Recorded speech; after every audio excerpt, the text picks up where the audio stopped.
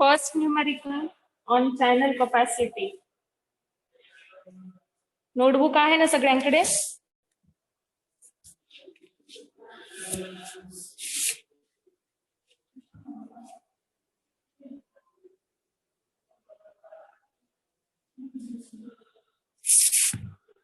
Notebook आहे? Yes or no? Yes, ma'am. Yes, ma'am. Okay. Write down example.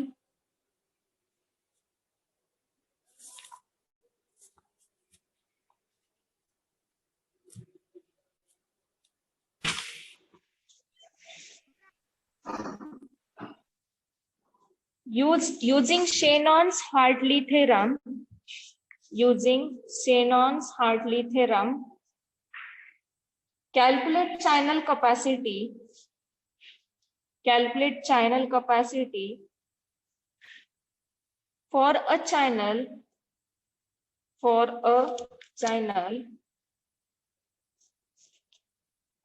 having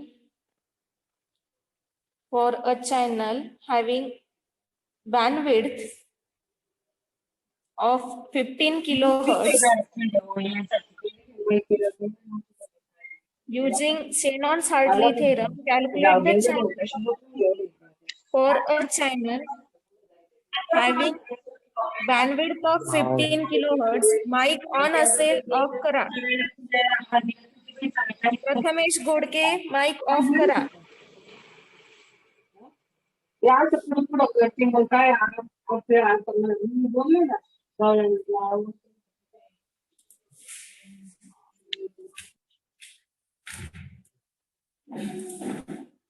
Having a bandwidth of 15 kilohertz and a signal to noise ratio of 20 dB.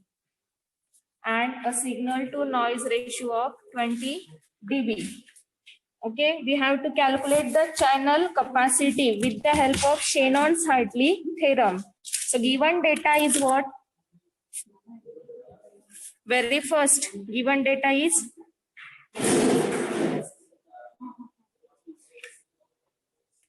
bandwidth. Okay, so how much bandwidth is given there? That is 15 kilohertz.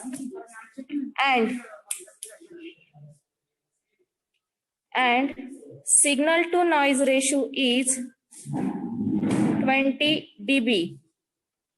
Okay, so आपल्याकडे formula काय आहे? Formula हे note down केलं असेल given data सगळ्यांनी. आपल्याकडे एक formula आहे Shannon's Hartley theorem. So that channel capacity is given by C is equals to B log to the base 2 into bracket S upon N. Okay, so log to the base 2 ला आपल्याला convert करायचं असतं normal log मध्ये.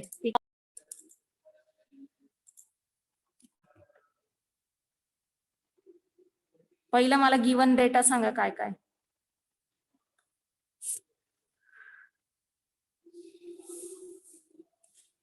Given data काय?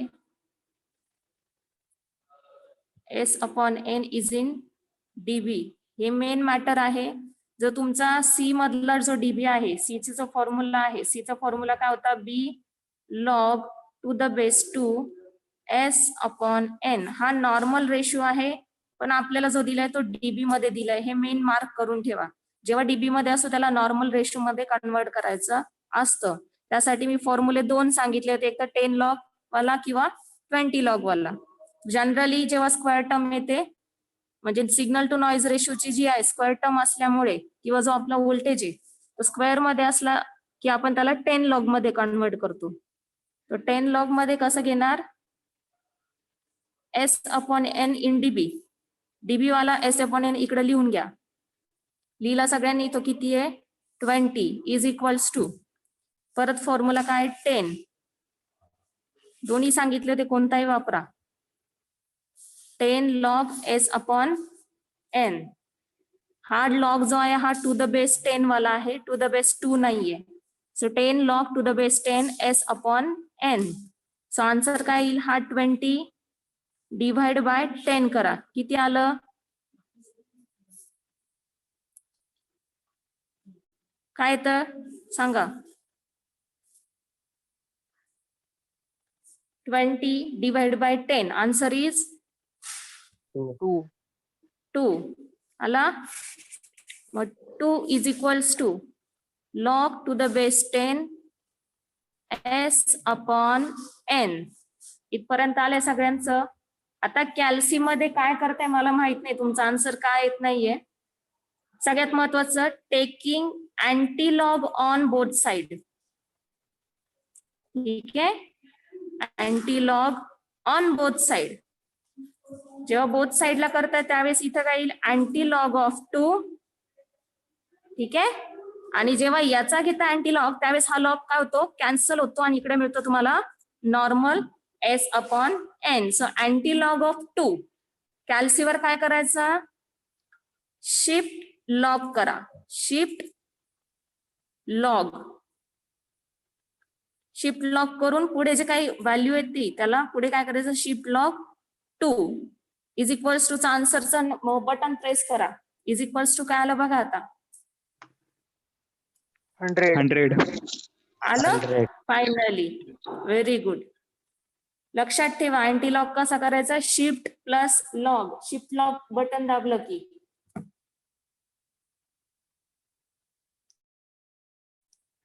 100 आलाय सगळ्यांचा. ठीक आहे, ही झाली normal signal to noise ratio. ठीक आहे, आता चॅनल कॅपॅसिटीचा फॉर्म्युला परत एकदा लिहायचा. C is equals to B log to the base 2 s upon n. लिहिला. आता पुढे काय करणार आहे, C is equals to value काय आहे B ची 15 किलो हर्ट्ज आहे, ती तशीच राहू द्या सध्या पुरता. ती लिहिली नाही तरी चालेल किंवा लिहिली तरी काही फरक पडणार नाही. हा लॉग टू द बेस 2 आहे, त्याला आपल्याला नॉर्मल लॉग मध्ये कन्वर्ट करायचा आहे. त्या मोमेंटला काय करावं लागेल, आपल्याला डिव्हाइडचा जो लॉगचा फॉर्म्युला होता ना तुमचा, आय थिंक लॉग m आणि n असा काहीतरी फॉर्म्युला आठवत असेल तर आपण तो लिहायचा कसा, log m divide by log n. कळाला, म्हणजे हा जो बेस आहे तो काय गेला, डिवाइड बाय गेला. सेम कन्सेप्ट इथे यूज करायची आहे. स्टेप्स नीट लक्षात ठेवा, तुम्हाला पुढचे एक्झाम्पल सॉल्व्ह करायचे. सो मग सेम वे मी काय करणार, C इज इक्वल्स टू 15. जो माझा लॉग होता, log to the base 2 s upon n, त्याला मी रेशो मध्ये कन्वर्ट करते. ठीक आहे, सो रेशो मध्ये कन्वर्ट केल्यानंतर s अपॉन n मला किती मिळाला, 100 डिवाइड बाय लॉग 2.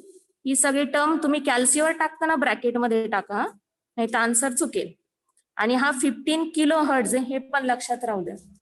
सो कॅल्सीवर काय टाकणार, 15.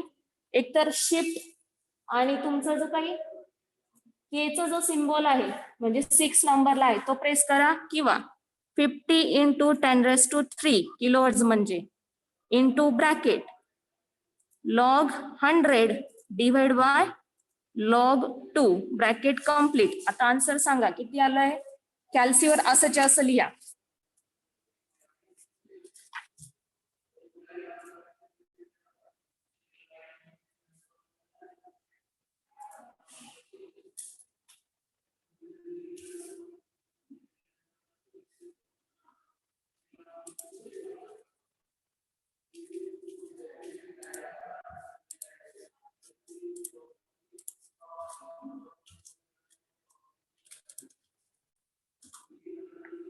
काय आन्सर सांगा. टाकला का कॅल्सीवर.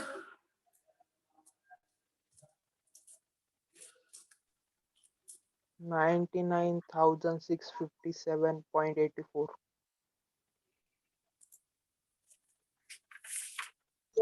99657.84. 84.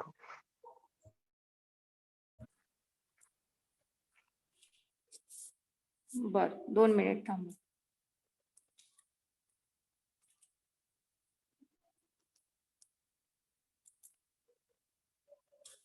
मेजॉरिटी घेऊया आपण.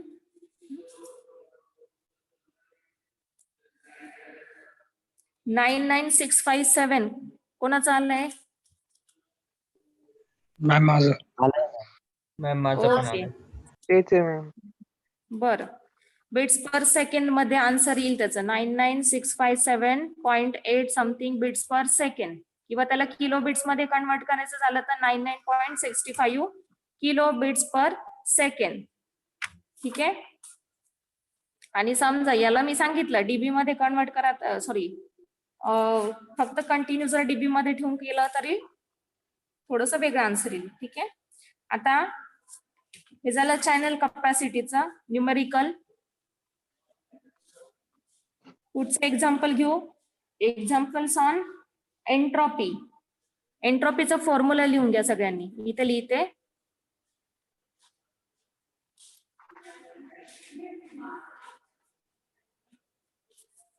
Entropy is denoted by H.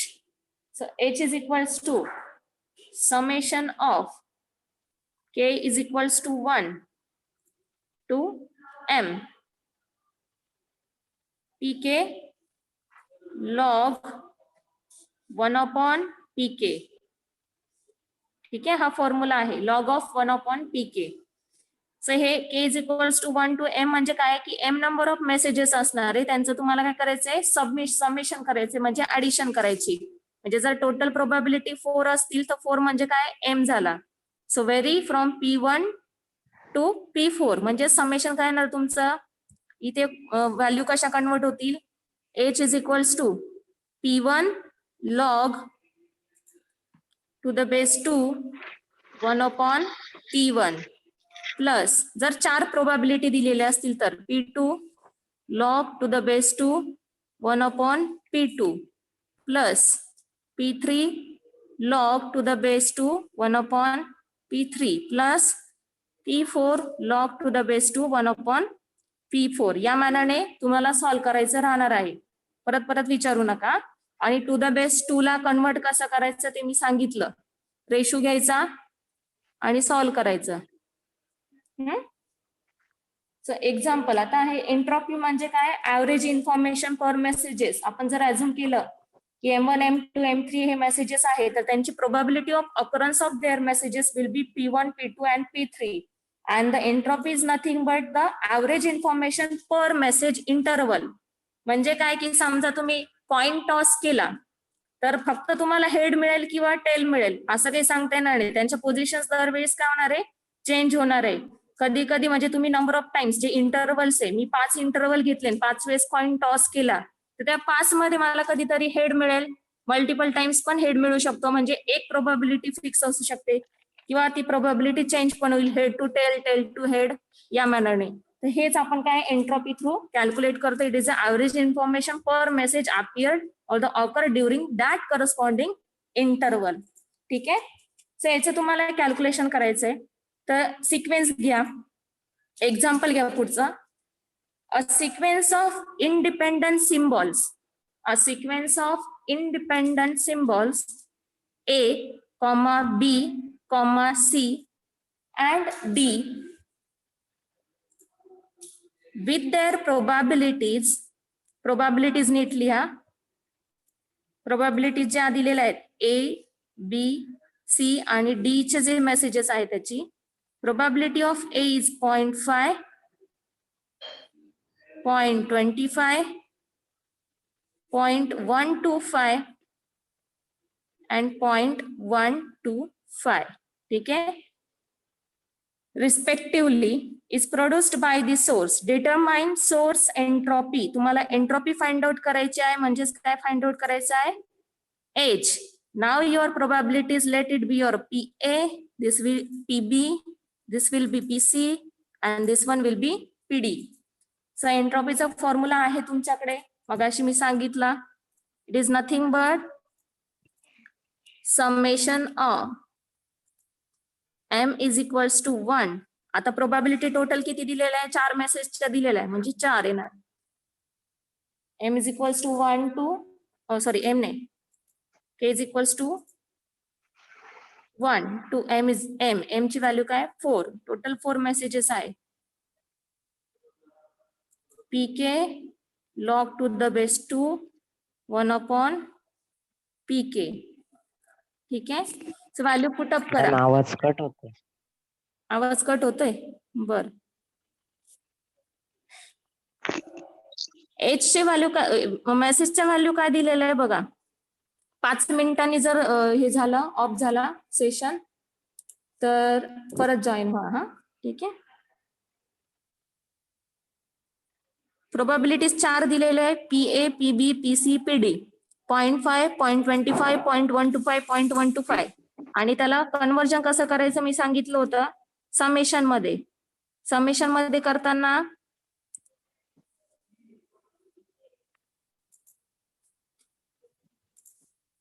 इथे काय आहे 1 to 4 म्हणजेच काय इथे पहिली प्रोबॅबिलिटी आहे PA log to the base 2 1 upon PA plus PB log to the base 2 1 upon PB plus PC log to the base 2 1 upon PC आणि पुढचं लास्ट टर्म राहिली वरती लिहिते मी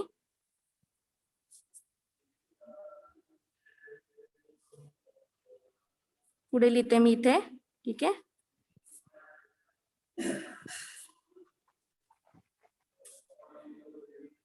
परत पुढचं काय येईल PD log to the base 2 plus मध्ये करून 1 upon PD ठीक आहे. सो सगळ्याच्या व्हॅल्यू पुटअप करायचे. सो व्हॅल्यू पुटअप करायला काय करणार मग सिम्पली PA ची व्हॅल्यू किती सांगितली होती मी 0.5 log to the base 2 1 upon 0.25 किती येतं आन्सर याचं सांगा मला. नाही तर तसंच ठेवलं तरी चालेल राहू द्या तसंच नाही तर आयदर तुम्ही आन्सर काढा 1 upon 0.25 चं काय येतंय अदरवाईज तसंच राहू दिला तरी चालेल plus 0.25 log to the base 2 1 upon 0.25 plus 0.125 log to the base 2 1 upon 0.125 plus same परत 0.125 log to the base 2 1 upon 0.125 ठीक आहे आलं का. बरं कन्व्हर्जन करून घ्यायचंय लॉग टू द बेस 2 असेल तर मी सांगितलं होतं रेशो घ्यायचा म्हणजे काय ना रे log 1 upon 0.25 divide by log 2 प्रत्येक ठिकाणी चेंज करून घ्या आणि आन्सर काढा बरं. तुमच्या नोटबुक वरती स्टेप नोट डाऊन करा.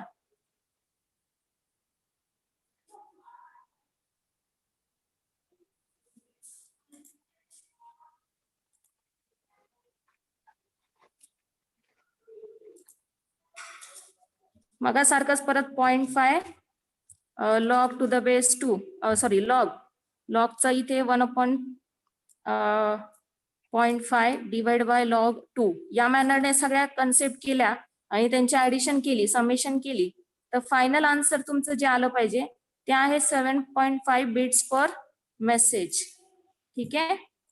हे आन्सर आलं पाहिजे बघा सगळ्या टर्म्स या मॅनरने सॉल्व्ह करा या स्टेप प्रमाणे 0.5 log 1 upon 5 divide by log 2 आता ही टर्म टाकताना फक्त ब्रॅकेट मध्ये घ्या हे लक्षात ठेवा.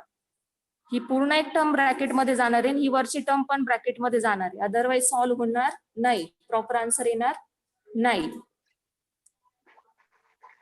स्टेप वाईज आन्सर लिहा. आता इथे बोर्ड मला छोटा पडतोय त्याच्यामुळे सगळ्या व्हॅल्यूज लिहिता येणार नाहीये तुम्ही मोस्टली कॅल्सीवर ट्राय करा नोटबुक मध्ये लिहा. लॉग 2 चा कन्व्हर्जन करा आणि फायनल आन्सर जे आहे ते h is equals to 1.75 bits per message हे आन्सर येतं.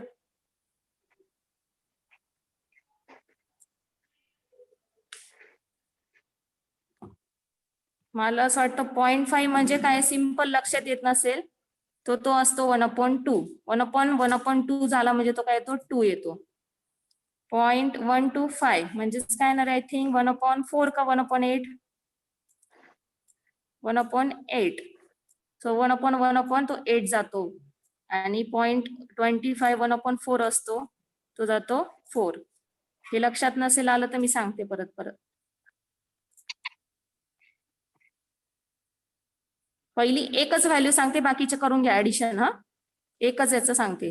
पहिली जी टर्म होती ना समेशन मधली h is equals to PA log 2 1 upon PA होता PA ची व्हॅल्यू आपल्याकडे आहे 0.5 म्हणजेच काय हाफ ती इथे नाही टाकली तरी चालेल इथे तशीच ठेवा इनटू ब्रॅकेट काय होतं log to the base 2 1 upon 0.5 होता पण 1/0.5 म्हणजेच काय, सॉरी 0.5 म्हणजेच काय 1/2.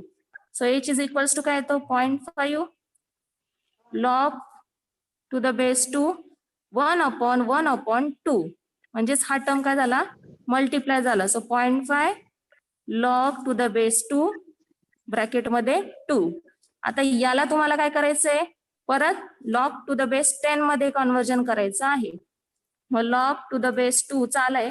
So log 2 divide by log 2 काय होता आधीचा value log to the base 2 होता ना, याला रेशो मध्ये कन्वर्ट केला, हा डिवाइड गेला, हा जसंच तसा टर्म लिहिला. सो आन्सर आलं 1. सो 1 इंटू 0.5 ही झाली पीए ची व्हॅल्यू. सेम वे पीबी ची व्हॅल्यू याच मॅनरने केला. पीसी ची व्हॅल्यू पण सेम वे, पीडी ची सगळ्यांची ऍडिशन करा. H is equals to PA plus PB plus PC plus PD. Final answer जे आहे ते तुमचं आलं पाहिजे 1.75 बिट्स पर मेसेज. ठीक आहे, समजते? एक एक स्टेप वाईज करा. आधी आता जसं आपण पीए कॅल्क्युलेट केला त्याचा आन्सर आला 0.5. सेम बी कॅल्क्युलेट करा, पीसी करा, पीडी करा. सेम मेथडने सेम प्रोसिजरने.